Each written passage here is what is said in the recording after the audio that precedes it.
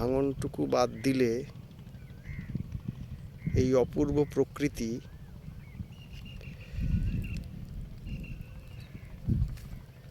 আর একজন দেখো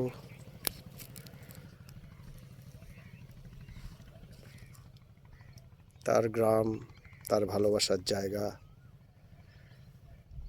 তার জন্মভূমি, সে খুঁজছে তাকে। এই জায়গাটা সিজন ওয়াইজ ফলন চাষটা চেঞ্জ হয়, চাষের ফলন সব চেঞ্জ হতে থাকে, মানে সবজিগুলো সব চেঞ্জ করে দেওয়া হয়। যখন শীতকাল আসলাম তখন সর্ষে, চারদিকে সর্ষে ছিল, কলা বাগানে কলা ছিল না,